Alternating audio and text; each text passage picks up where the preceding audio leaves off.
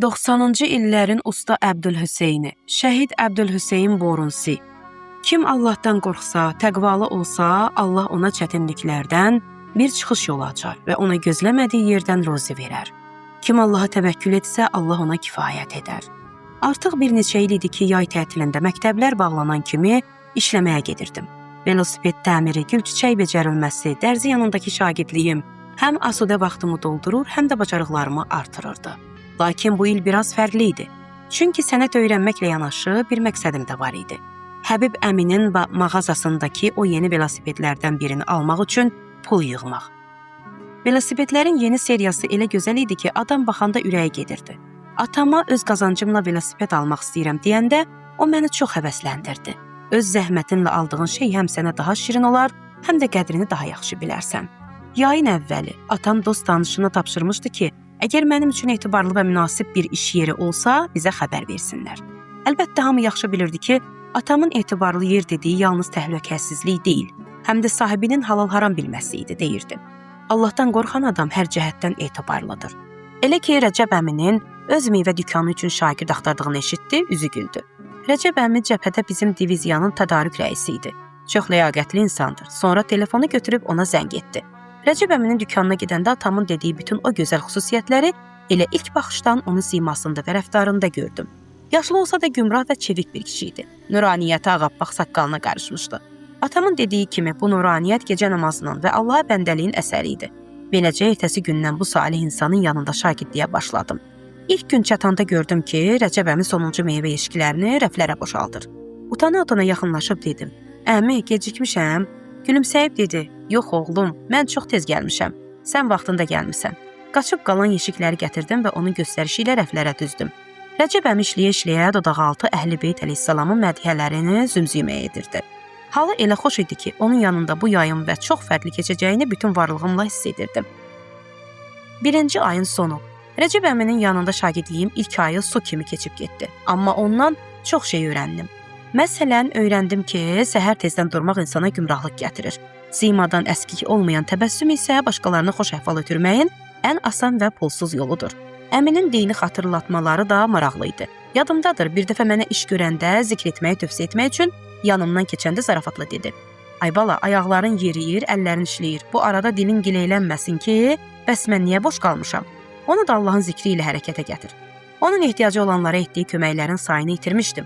O bir ayda dəfələrlə görmüşdüm ki, imkansız adamlar dükana gəlib göz gəzdirirdilər ki, bəlkə əzilmiş ucuz meyvə tapalar. Amma Rəcəb əmi dərhal qaçıb ən yaxşı meyvələri torbaya doldurur. Onlara yaxınlaşıb deyirdi: "Bir nəfər bu meyvələri İmam Zaman Əcəlallahın sağlamlığı üçün nəzir edib. Götürün və zühur niyyəti ilə bir salavat çevirin." Dükan xəlvət olanda ondan soruşurdum: "Əmi, o nəziri kim gətirdi ki, mən görmədim?" Gülümsəyib deyirdi: "Məgər özüm nəzir edə bilmərəm?" Xülasə özü üçün bir canlı şəhid idi. Düz ayın tamamında ilk maaşımı verdi və dedi: "İşçinin təri qurumamış haqqını vermək lazımdır. Ruzun halal və bərəkətli olsun bala." Pulları cibimə qoyub dedim: "Bu 2 ayda keçsin, maaşımı alım. Nəhayət o velosipedi alacam." Rəcəb əmi mənə baxıb soruşdu: "Nəyi alacaqsan bala?" "Velosiped. Bu il öz qazancımla almaq istəyirəm. Elə bu 3 aylıq maaşım onun puluna çatır. Ona görə də gərək bir qəpik də xərcləməyəm." "Yəni 1 manat da əski olsa ala bilməyəcəksən?" "Yox, ala bilmərəm. Ona görə də lazım gəlsə piyada gedib gələcəm, amma maaşıma toxunmayacam." Ertəsi gün, ilk maaşımı aldığım günün sabahında Rəcəb əminin hərəkətləri qəribələşdi. Halal-harama belə diqqət edən adam indi göyərtiləri ağır gəlsin deyə onlara su vururdu. Ona "Əmi belə olanda müştərinin ziyanına olur" deyəndə güldü və dedi: "Eybi yoxdur, əvəzində çox qazanarıq." Şoka düşdüm. Nəsə deməyə utanırdım. Dünənə qədər xeyirxah olan Rəcəb əminin belə etməsinə inana bilmirdim. O gün dükanda olsam da ağlım atamın haram mal haqqında dediyi hədislərdə idi. Məsələn, Peyğəmbər sallavatullahın bu hədisi: "Hər kim bir loxma haram yeyərsə 40 gecə namazı qəbul olmaz." Yaxud Allah haramla bəslənən bədənə cənnət haram etmişdir. Rəcəb əmiyə heyfim gəlirdi ki, ömrünün bu çağında özünü belə bədbəxt edir. Bir ay ərzində qazandığım o xoş əhval bir neçə saniyədə yox olub getdi. Özümü çox pis hiss edirdim ki, haramxor birinin yanındayam. Dəfələrlə işi atıb getmək istədim, amma velosipedin şəkli gözümün önünə gələndə dayanırdım. Bilmirdim nə edim. Bu ağrılı fikirlərin içində idim ki, Rəcəb əmi məni səslədi: "Bir fikir tapmışam. Sən daha mənə kömək etmə. Bu tərəzini qoy göyərti arabasının yanına, onlara su vur və sat. Nə qədər satsan, hamısı sənin maaşın olacaq. Beləcə daha çox qazanarsan və velosiped pulun tez düzələr." Bunu eşidən kimi hövsələdən çıxdım. Sanki səhərdən bəri içimdə qaynayan vulkan püskürdü. Boğazımın damarları çıxmış halda dedim.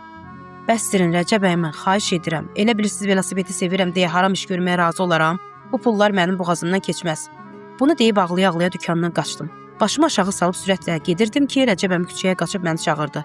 Dayan oğlum, dayan, sənə sözüm var. Məhəl qoymadım. Təngənəfəs olan Rəcəb əmi uca səslə dedi. Axı Allaha xoş getməz məni bu yaşımda dalınca qaçırdırsan. Nəfəsim kəsildi, dayan. Dayandım. Rəcəb əmi gülümsəyərək yaxınlaşdı. Alnımdan öpüb dedi. Afərin sənə, usta Əbdülhüseyn. Nə dediyini anlamadım. Hələ də əsəbi idim və ağlayırdım. Dedi, gəl gedək dükana, sənə bir şey danışmalıyam. Ora qayıtmaq istəmirdim, amma ağsaqqal sözünü yerə salma deyəndə məcbur olub dalınca getdim. Meyvə dükanı, pərişan halda oturmuşdum. Rəcəb əmi masasının siyirməsindən köhnə bir şəkil çıxarıb mənə uzatdı. Bu adamı tanıyırsan bala, baxıb yox dedim. Rəcəb əmi şəkili öpüb dedi. Bu şəhid Əbdülhüseyn Burunsidir. Biz ona usta Əbdülhüseyn deyirdik. Cəbhədə komandirimiz idi. Dünən maaşımla velosiped alacağam deyəndə birdən onu xatırladım və qərara gəldim ki, səni imtahan edim. Maraqla başımı qaldırıb ona baxdım. O qarşımda əyləşib davam etdi. Usta Əbdülhüseyn evlənəndə kənddən Məşədə gəlmişdi. Dolana bilmək üçün bir göyərti dükanında işə düzəldi. 2 ay keçmişdi ki, evə gəlib dedi. Mən daha orada işləməyəcəm, sahibkar düz adam deyil. Göyərtiləri suyun içinə tökür ki, ağır gəlsin. Sabahdan getmirəm. Ertəsi gün yeni iş axtarmağa başladı və bir süd dükanında iş tapdı. Oranın maaşı daha çox idi, amma 15 gün keçməmiş oradan da çıxdı. Həyat yoldaşı soruşdu, axı bura yaxşı idi, niyə çıxdın? Əbdülhüseyn dedi, bu oradakindən də betərdir. Həm çəkidə aldadır, həm də pisi yaxşıya qatıb baha satır. Ən pisi də odur ki, məni də özü kimi etmək istəyir. Deyir ki, əgər bir yerə çatmaq istəyirsənsə, belə etməlisən. Əbdülhüseynin ehtiyacı olsa da haram iş görməmək üçün o işi də atdı. Rəcəb əmi şəhidin şəklinə həsrətlə baxıb dedi. Allahın bu gözəl bəndələri Qurandakı vədə inanırdılar. Kim Allahdan qorxsa, təqvalı olsa, Allah ona bir çıxış yolu göstərər və ona gözləmədiyi yerdən ruzi verər. Əbdülhüseyn haramxorun yanında işləməyə belə razı olmadı. Allah da onun ruzisini yetirdi. Bir neçə gün sonra fəhləliyə başladı. Deyirdi ki, eybi yoxdur, zəhmət çörəyidir, təmiz və halaldır. Zamanla o bənnalıqda elə püxtələşdi ki, özü usta oldu. Maaşı da əvvəlkindən qat-qat artdı. Bəli bala, kim Allaha təvəkkül etsə, Allah ona yetər. Rəcəb əmi mənə dərin bir nəzər yetirdi. Dünən pula ehtiyacım var deyəndə istədim səni yoxlayam. Görün velosiped üçün harama razı olarsan, yoxsa usta Əbdülhüseyn kimi Allah xatirinə haramdan keçərsən. Gördüm ki, sən elə bizim şəhid komandirimiz kimi düz adamsan. Müasir dövrün usta Əbdülhüseynisən. Rəcəb əmi bu sözləri deyəndə artıq hönkür-hönkür ağlayırdı. Onda anladım ki, küçədə məni öpəndə niyə o adı çəkib. Haram işə razı olmadığım üçün çox sevindim. Ürəyimdə atama dua etdim ki, bizi halal ruzi ilə böyüdüb. Rəcəb əmi göz yaşlarımı silib dedi. Xülasə, bugün olanların hamısı tamaşa idi. Sübut etmək istəyirdim ki, bugünkü nəslin içində də şəhid ruhlu gənclər var. Dedim, axı siz o yaşlı kişiyə sulanmış göyərti satdınız. Ondan necə halallıq alacaqsınız? Rəcəb əmi gülərək telefonunu götürdü və həmin kişi ilə bir şəklini göstərdi. Bu Hacı Heydərdir, mənim cəbhə yoldaşım. Ona göyərti satmaq da tamaşanın bir hissəsi idi. Görünür, rolumuzu yaxşı oynamışıq ki, duymamısan. Bunun bir oyun olmasına elə sevindim ki, Rəcəb əminin gözümdən düşməməsinə şükür etdim. O ayağa durub masanın siyirməsindən bir zərf çıxarıb qarşıma qoydu. Buyur oğlum, bu sənindir. Bu nədir əmi? Gülümsəyib dedi. Allahın Quranda dediyi o gözlənilməz ruzidir. Təqvalı oldun, günah etmədin. Allah da velosiped pulunu sənə gözləmədiyin yerdən yetirdi. Dünən nəzir etmişdim ki, əgər imtahandan keçsən, velosipedinin pulunu mən verəcəm. Maaşın da öz yerində qalır. Atanın da xəbəri var. Bugün get al, sabahdan işə öz atımla gəl. İnana bilmirdim, sevincdən dilim tutulmuşdu. Həmin gün atamla gedib velosipedi aldıq. Atama dedim, istəyirəm ilk dəfə bununla İmam Rıza hərəminə gedim. Hərəmin qarşısında velosipeddən düşüb ağaya salam verdim. İndiki velosiped alınmışdı, maaşımı xərcləyə bilərdim. İlk ağlıma gələn şəhid Əbdülhüseyn Burinsinin kitabını almaq oldu. Kuşk məntəqəsinin yumşaq torpaqları kitabını alıb oxuduqca usta Əbdülhüseynin böyüklüyünü daha yaxşı anladım. O günahdan qaçmaqla Allah yanında elə bir məqama çatmışdı ki, ağır bir döyüş əməliyyatında Həzrəti Zəhra salamullah əleyha özü onun köməyinə gəlmişdi.